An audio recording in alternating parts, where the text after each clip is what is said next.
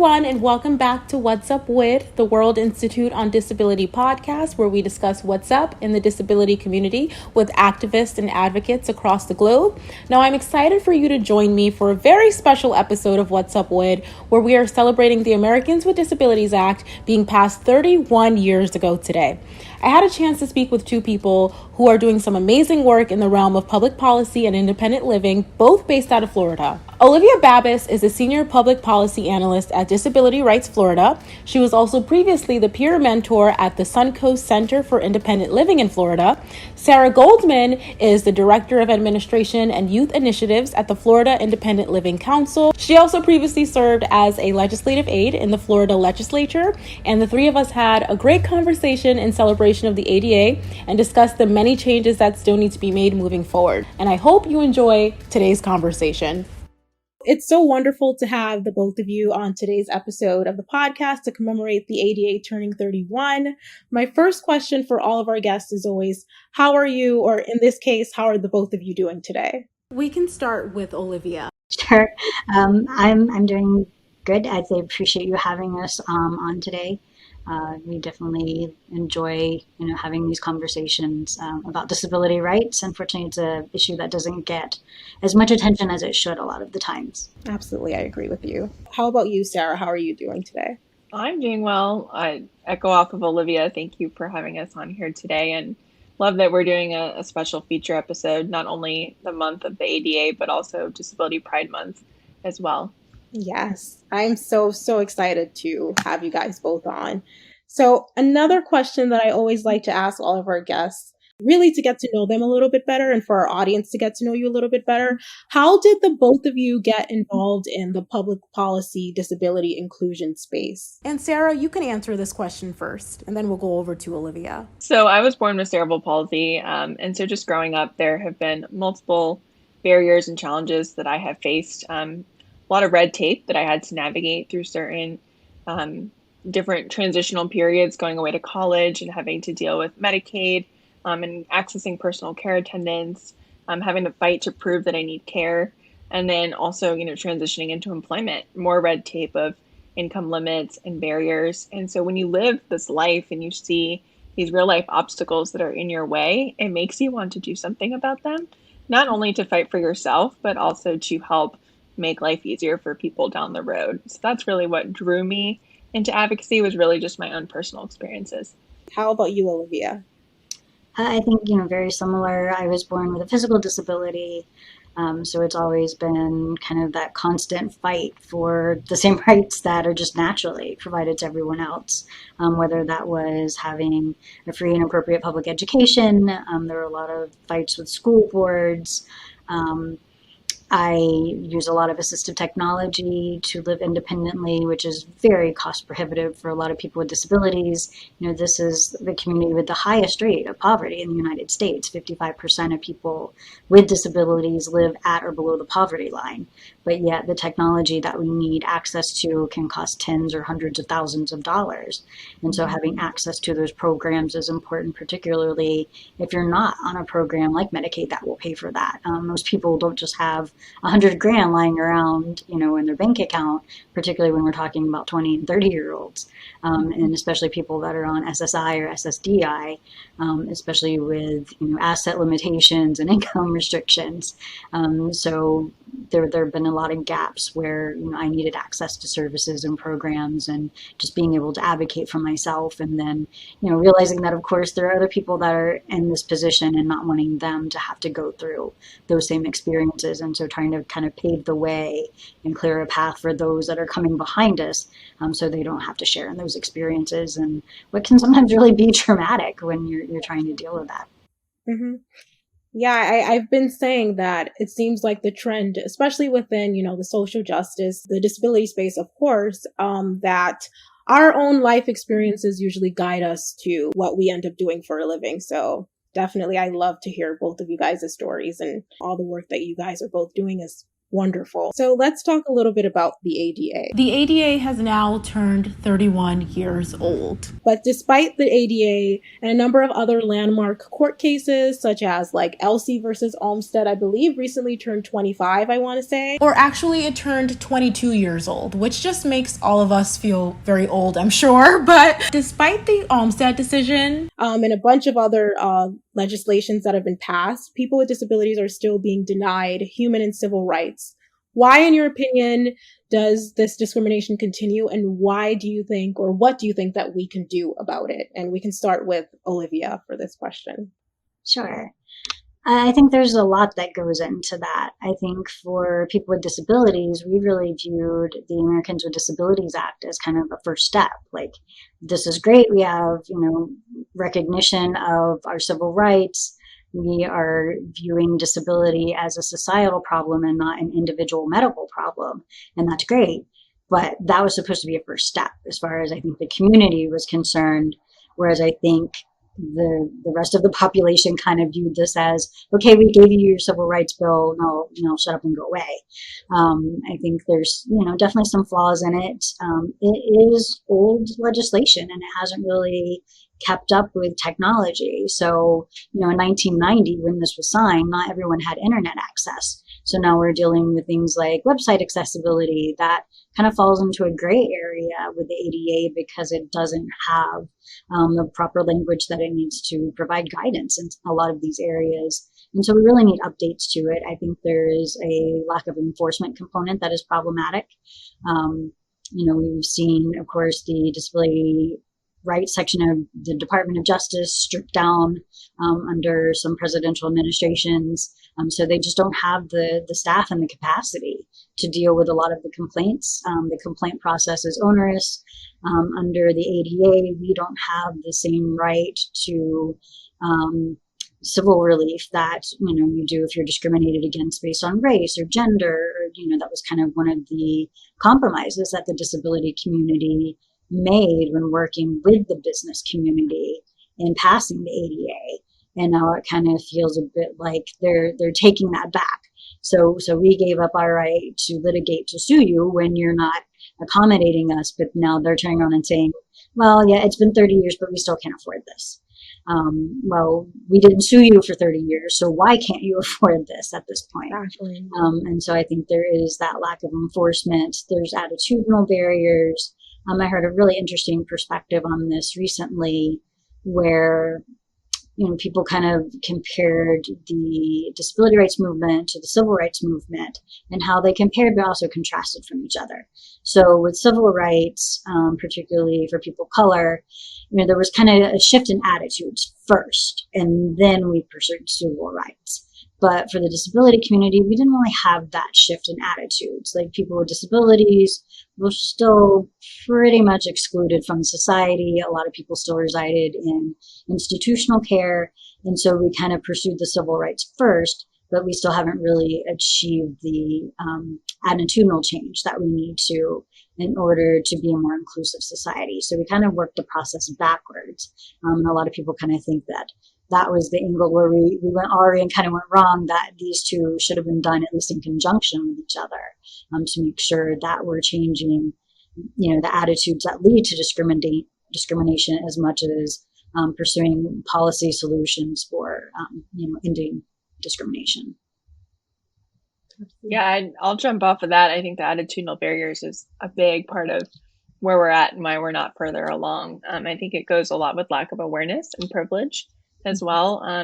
We see people that now, being physically disabled, I still can't get into buildings that were built years ago that should be completely accessible. And having to call places ahead of time to ask, are you wheelchair accessible? And they say yes, but then showing up and finding out that there is actually a step to get in. And it's because they don't have to go through that on their day-to-day life. They don't have to think about those things and realize that. And so they claim to be accessible, but they're not. And so I think if we can do more education around that and privilege and what it means to live a life with a disability, that is huge as we work towards universal design in the future of making things accessible for all people so that we don't have to have these challenges and barriers of navigating old and outdated buildings. 31 years later. I feel like people with disabilities are often being praised for being so innovative and being able to hack the world around, and it shouldn't be that way. It shouldn't be something that we have to compliment and praise. The world should already be accessible. Shouldn't have to jump through hoops just to get into a building. Like, it doesn't make sense. And yeah, I totally agree with the both of you. I think as far as, the topic around like race and gender, I feel like we're really having those conversations within the social justice movement. But I feel like the disability justice conversation has somehow not caught up to the other social justice movements that we're having in the world. And I really hope to see that change. And yeah, the ADA is old, but it also wasn't that long ago. Like 31 years wasn't that long ago. So it just goes to show how much there's still so much work to be done, What are some common civil rights violations against people with disabilities that both of you tend to see in your respective careers, such as like in housing, healthcare, employment, and so on and so forth? What are some of the most common ones that you tend to see? I can start with this one. So I currently rent from an apartment complex, and I've been renting probably now for almost 10 years, and I have not had one single apartment complex that is ADA compliant. And so, some of the apartments will actually go ahead and allow you to install bars in a bathtub, but there's no walk-in showers. There's no doorways that are wide enough for a wheelchair. And there's buildings that are 3 floors that are not required to have elevators. And so I've seen that a lot in terms of housing, where apartments are not required to be ADA compliant and don't have to be. And I think another big area too is just the whole, income restriction is a huge civil rights issue for us. Yeah. And people with disabilities cannot be legally married without impact of their benefits, being combined with somebody else's. You're going to lose your SSI eligibility, your Medicaid eligibility. And why should a person have to make a choice of whether or not they want to get married or keep their benefits that can help them live independently? I just think that in 2021, why are we still having this conversation? It seems like a no-brainer. But I would say those are 2 pretty big civil rights violations that I see. Olivia? Sure. So, I definitely, when it comes to architectural barriers, those absolutely still exist, and we deal with those a lot.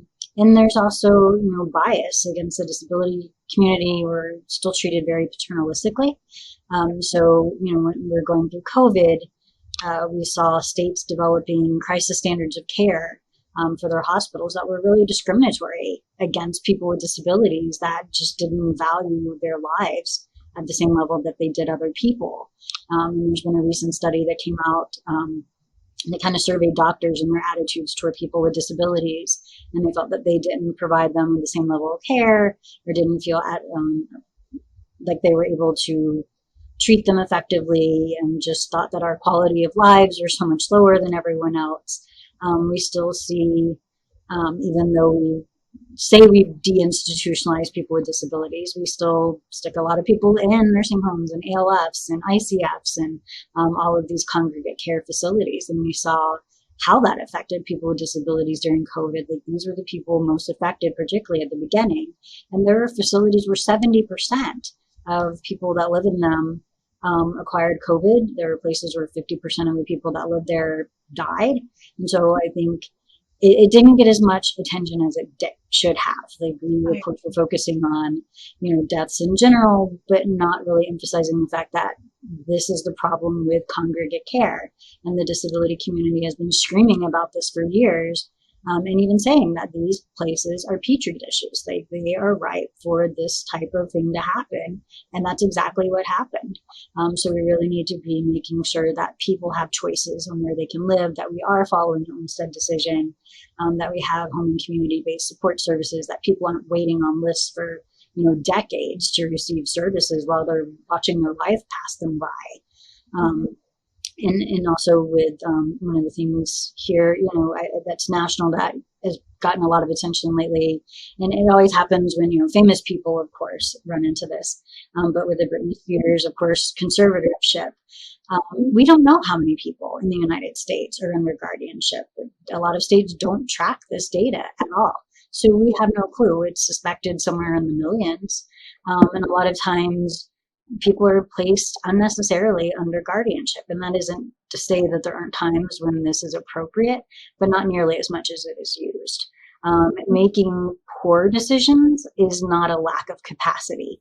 People with disabilities have the right to make mistakes in their life. 99% of success is failure. That is how we learn and grow as people. If you have an 18-year-old that goes off to college and gets a credit card and runs that up, they're going to learn how to manage their money after that point. But if a person with a disability were to do that, that's when we start considering guardianship, because, oh my God, they don't know how to manage their finances. So we really hold people with disabilities to a higher standard, and expect them to kind of be perfect in their decision making, without providing them with opportunities to fail. I'm not saying, push somebody out in traffic to teach them that it's dangerous to step in front of a car, but we don't need to provide quite the guide rails that we do on people's lives. We need to allow them dignity of risk. We need to allow them to fail and be accountable for their own choices, so they can learn and grow and do the things that they want to in their own lives.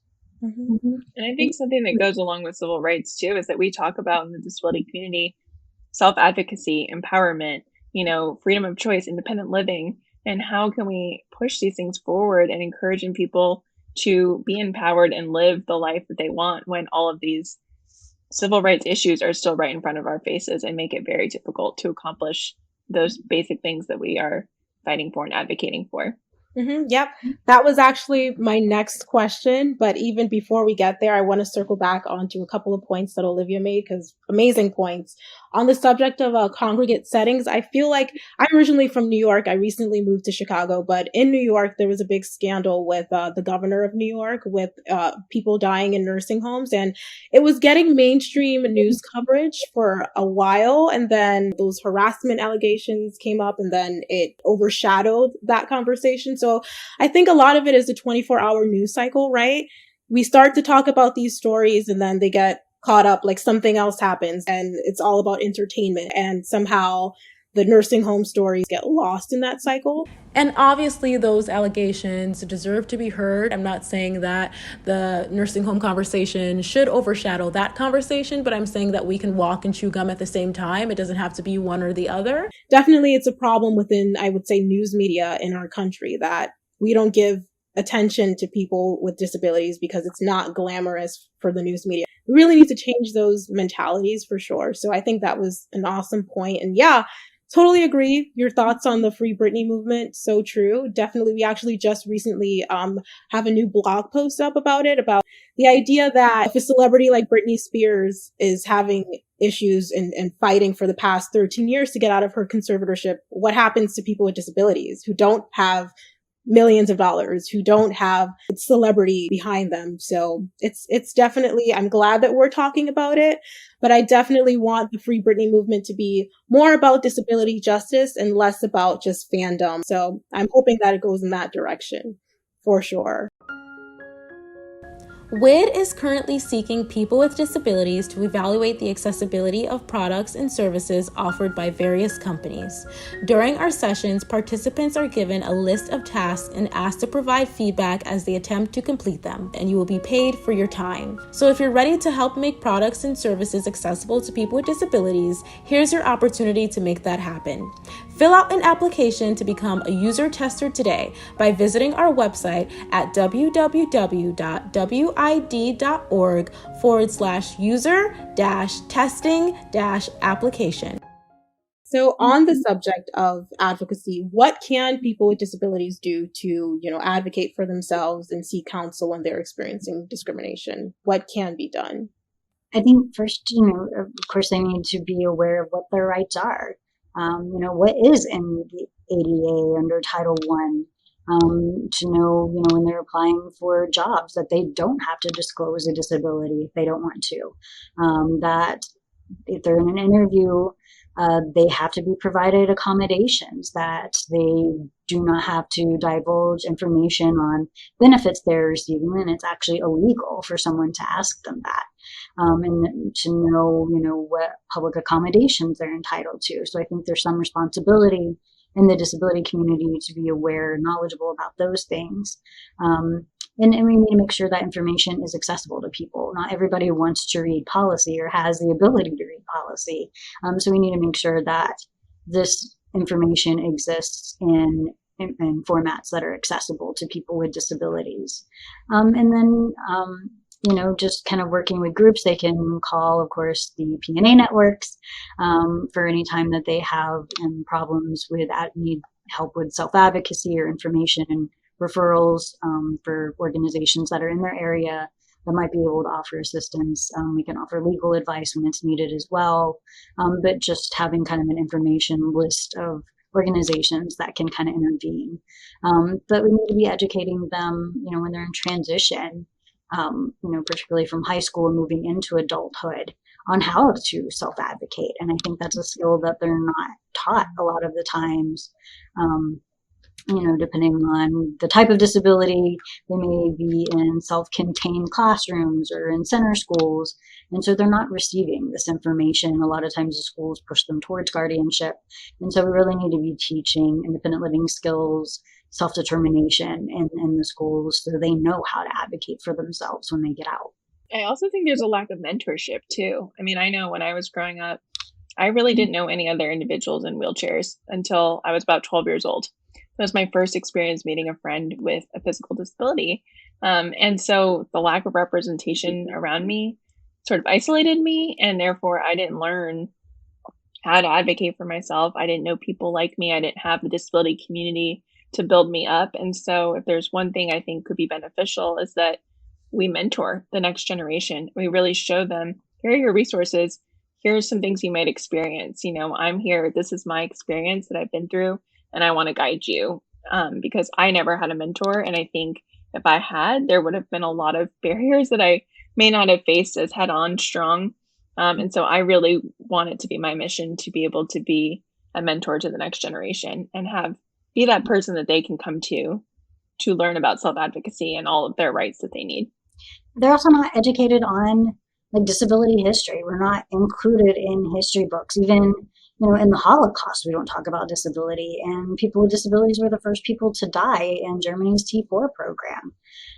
So I think that lack of history, knowing that, Harriet Tubman, is adhered to, of course, the African-American community, but she also had a traumatic brain injury, and that should be recognized. I wasn't taught about Judy Heumann, who, is basically like the mother of the independent living movement, with Ed Roberts kind of being its father. And we are co-founders of WID also, which is great. Yeah. So, we were never taught about any of that and the importance of people with disabilities and their contributions to society. Mm-hmm. I totally agree with you. I know I've had the same experience. I never learned about any of these amazing figures. And like you mentioned, Harriet Tubman, that's a perfect example of someone that had a disability, but does the average person know that? I don't think so. Representation, it matters so much. When you see it, you can be it. So totally agree with you. And we talked about, the lack of accessibility in buildings and, businesses. So what can businesses do to eliminate those barriers that harm people with disabilities? Businesses, governments, organizations, what can be done to allow for equity? What do you think can be done on the part of businesses? I can start with it. It's been 31 years now. So they've had time to make these changes. And a lot of the changes are not that expensive. It is really not that hard to put a ramp into most places. Anytime they're doing renovations to their building, which, a lot of buildings you've renovated in the last 30 years, so why didn't you make the changes that you were supposed to make to your facility? But I do think that there does need to be some education there. I think a lot of people aren't familiar with their responsibilities under ADA. So maybe, their trade associations, just like we have one too, should really be working with them to kind of educate, hotels on what an accessible room actually looks like. When you're hiring people to deal with accessibility and accommodations, maybe that person should actually have a disability. Novel thought there that a person with a disability would have the expertise and the experience to tell you what is and is not accessible. Nothing about us without us. Exactly. there's the guidelines and the recommendations and regulations off of the ADA, but there's a difference between, just following check boxes and then really being disability friendly. And I think, not all of our needs are going to be identical. What works for one person with a disability isn't going to necessarily work for another one. So really, I think Sarah mentioned it earlier, just kind of focusing on universal design, that's going to benefit everyone. So, if you put a ramp in, it's not just going to benefit me, it's going to benefit the woman that has a baby that is bringing their stroller in. It's going to help them with getting in the hotel room if the door is wide enough and it doesn't weigh 500 pounds and they're lugging a suitcase and their child. So a lot of these things help other people. There are people that technically would be considered disabled under federal law, but may not identify as having a disability. But, having the chair in the shower in the hotel room would be very helpful for them if they are starting to develop mobility problems as they age.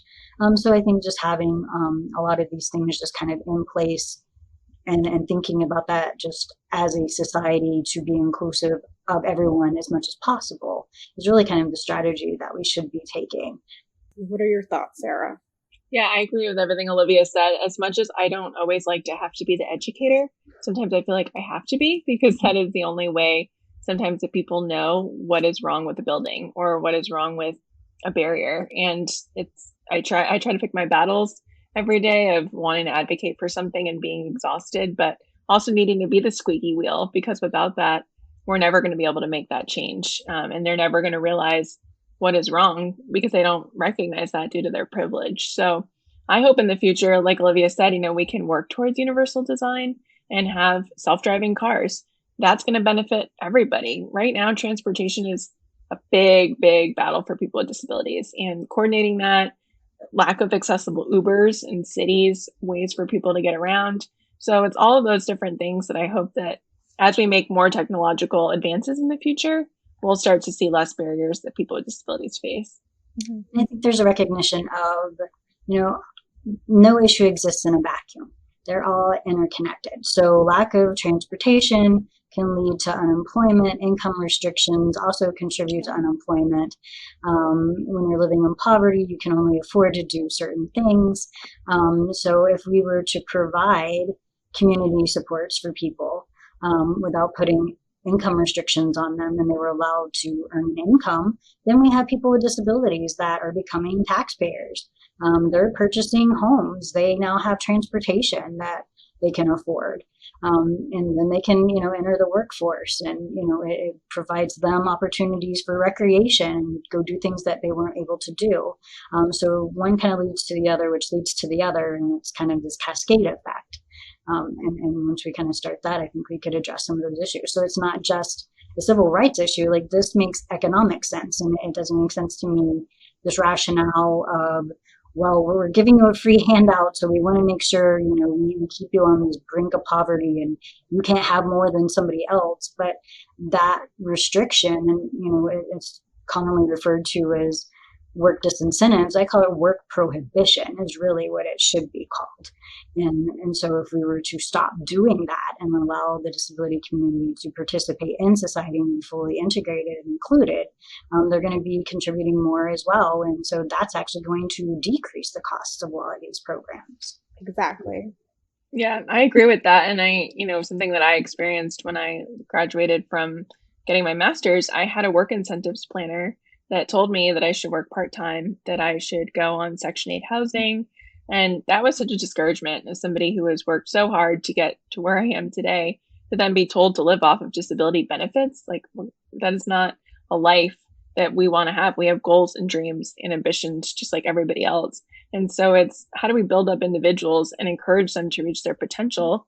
And in turn, we see the benefit of getting employed and making a contribution to the world using our strengths and our gifts, but also helping economically and being tax-paying citizens. It seems so logical, but so many people just don't understand it. And that's why these barriers are still in place. Mm-hmm. And in terms of public policy and legislation that are meant to protect people with disabilities, what changes would you like to see there moving forward? I would like to see just an overhaul of Medicaid. Medicaid needs massive reforms.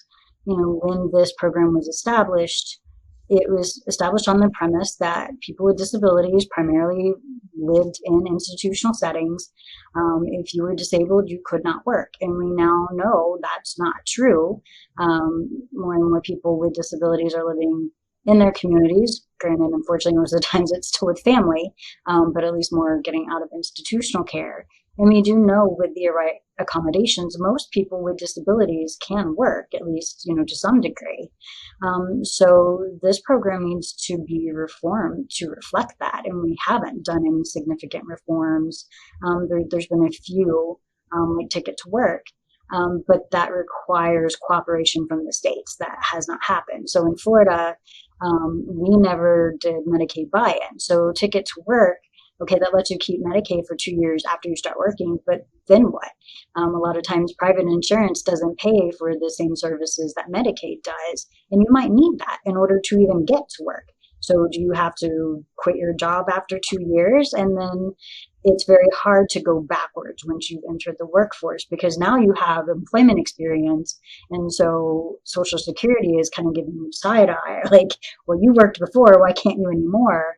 And that's a scary position to put people in. And so people don't want to enter the workforce for fear of that. So I think that is a program that needs massive reforms. We have an aging population. And we have to consider that as people get older and we have people living longer, they're going to acquire physical disabilities. And so our lived environment needs to be more accessible. So we need to start thinking about not just affordable housing, but accessible affordable housing. So people have places to live and they're not being forced into institutions when they get older. It is far cheaper to pay for home and community-based supports than it is to pay for institutional care by like $100,000 or more per person. So that would dramatically decrease the cost to Medicaid. And reflecting this in Social Security as well. That shouldn't be the only avenue to Medicaid for people with disabilities. And there have been states where these programs have been uncoupled, and they have found that people with disabilities, when given the option, will just apply for Medicaid. They don't want the cash benefit. Like, they're fine with going to work and holding down that job. They just want access to the healthcare program because private insurance won't pay for that. So I think that's definitely one of the things that we need to do if we're going to make any progress. I agree 100% with that. And that's actually what I was going to say as well, is that we need to do a better job of increasing access to insurance and also allowing for insurance companies to provide more benefits than they do for long-term care. And, in Florida, we recently passed a couple of years ago the Working People with Disabilities program, which allows individuals that are on a Medicaid waiver. So it's not anybody on Medicaid, just those are on a waiver using home and community-based services to earn up to $52,000 a year. And that's a great achievement considering we were at $28,000 before that. But what about people that want to earn higher than that? Or what about people that want to get married? I mean, I have great health insurance with my job right now, but I only get 30 shower visits a year. And that is not enough for somebody with a disability. I mean, we see insurance more as a preventative thing, or, oh, you must be temporarily injured. Let's give you, 15 physical therapy visits, 30 shower visits, and then you're good to go. Just keep doing your routine healthcare. And for people with disabilities, that's so much more. And so why are we looped in these long-term care programs or home and community-based programs are looped into Medicaid, which then loops us into poverty? And it's this endless cycle where if we could just reform our healthcare system and make it more affordable and have different benefits in it, it could really increase our quality of life. So as the disability community comes together today to celebrate the ADA turning 31, what is one key takeaway that you would want our audience to be left with today? I would encourage people to just really, I have friends all the time that say, wow, I didn't understand some of the barriers that you faced until I met you, because they didn't have to think about it. And so my biggest encouragement is for people to just really try to become more aware of your surroundings and to advocate for things that you see that aren't accessible and aren't just. I really love when people step up to become advocates for our community. And I think that we need more people out there that are willing to go on this fight with us. I mean, nothing about us without us, but we need that support from others as well. So I would say become aware of your privilege, be aware of your surroundings, listen to us when we share our experiences, and know that they're valid, and help us come on the journey with us and advocate with us. Olivia? For me, I think a lot of it, and Sarah touched on it a little bit there with the nothing about us without us. But a lot of times that's not done. So a lot of times decisions are made on behalf of the disability community without actually consulting anybody with an actual disability.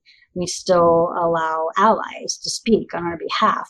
And so if there's events that we can't participate in, instead of making the event accessible, we'll just send, people to speak on behalf of the disability community and parents and providers and, other allies. And allies, of course, are important. We are a minority community. We're not going to get anywhere without them. But they need to know when to take a step back, too, and let people with disabilities to speak for ourselves. People with disabilities are far more experts on disability than someone who doesn't, live in our body. I could have someone that, is a family member that, has known me my entire life, but the way we experience my disability is not the same. And so the fact that my experience with my disability is far different than someone else's experiencing, it needs to be recognized. There have been some focus groups done that have kind of started to show this split between, what the priorities of family members and providers are for people with disabilities versus what our priorities are for ourselves. And they're not identical. And we see them a lot of times kind of perpetuating myths and stereotypes about the disability community that aren't true. And a lot of this is done with the best of intentions. But we still need to let people with disabilities speak for themselves. We need to provide them with power and opportunity to connect with decision makers and people that have the potential to change things versus nominating themselves to speak on our behalf and kind of push forward their own agenda for us versus the disability community speaking on behalf of itself and pushing forward its agenda for us. Yeah, I think it's a balance of both. It's how do we encourage people with disabilities to be advocates and train them on how to be advocates, and also how do we gather allies to help support us in our mission towards advocacy. It's both. Yep, absolutely. I think, yes, you said exactly what I was thinking. I think allyship is definitely important, but there is definitely a time where you need to pass that microphone and have someone share their lived experiences, because no matter how close you are, no matter how much you love someone with a disability, until you're in their shoes, you don't know, and you can't speak for them. So we definitely need that meeting of, both of those worlds of advocacy and people with disabilities sharing their own lived experiences, for sure. Where can our audience keep up with what the both of you are working on? I am the Senior Public Policy Analyst at Disability Rights Florida. So our website is Disability Rights Florida, all spelled out, .org. So we'll have information on policy and legislation that we're following. We just did a recent podcast regarding Florida's last legislative session and bills that we were following and tracking and what we suspect will be kind of promoting and looking forward to for next session. Follow us, of course, on Facebook and Twitter. We have a couple of different coalitions that we operate within. So we are actually pushing a supported decision-making bill for Florida for next session. So we have an SDM coalition, which is SDM, the number 4 FL, and we're on Facebook with that. And that website for that is idecide.org if people want to check that out. We have a coalition around voting rights. So Disability Rights Florida helps facilitate the Rev Up chapter in Florida, which was started by the American Association of People with Disabilities to turn out voters with disabilities. So we've been working with them. We have a website for that. It's accessthevote.org. And we work around voting rights with that. So people are welcome to get involved with there, check out the website, send us an email if they want to attend our meetings monthly. We'll have a lot of exciting things as we get closer to the election, from candidate forums and equipment training. Florida will actually have accessible vote by mail for 2022 in all 67 counties. So I'm sure we'll be working with the counties on how to implement that and how we can do outreach efforts around that. That is wonderful. You have some awesome things. Like, your organization is doing some really important work out in Florida. So That is great. And I hope all the people are able to follow you and keep up with what you're doing. Sarah, did you want to add anything? Yeah, so I don't have as many amazing things going on as Olivia does. I work for our statewide independent living council in Florida here. So our website is Florida, FLORIDASILC.org. And so what we do is we work on a state plan for independent living. And my role is to take over the goal and objectives around youth initiatives. So really working with the next generation of young people with disabilities, making sure they have resources to learn how to advocate for themselves and all of the areas of independent living that we support. So that's where I'm at. Feel free to check out some of the work we're doing. I also have a personal Instagram and Facebook under Sarah Goldman. I do a lot of public speaking and like to post about my advocacy adventures. So feel free to follow me there as well. Wonderful. Well, thank you to the both of you so much for joining me today. It was really an important conversation, and I'm really glad that we had it at such a topical time as we're celebrating the 31st birthday of the ADA. So thank you so much. I really, really enjoyed today's conversation. Thanks so much for having us, Ashley.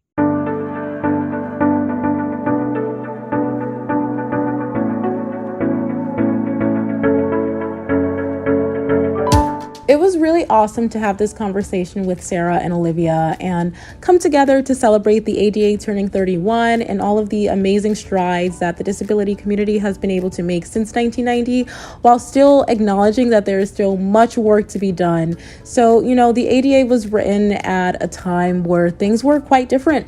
And I really want ableism to be dismantled and for our laws to reflect and push for that. As much as we spend so much time community organizing and starting grassroots movements within the disability community, our laws need to be in lockstep with the work that we're doing in our communities. And our laws really must work in tandem with our activism and with our advocacy. So thank you so much for listening to, watching, or reading today's episode. As per usual, you can find ASL interpretations as well as transcripts for all of our episodes on our website at www.wid.org/what's-up-WID.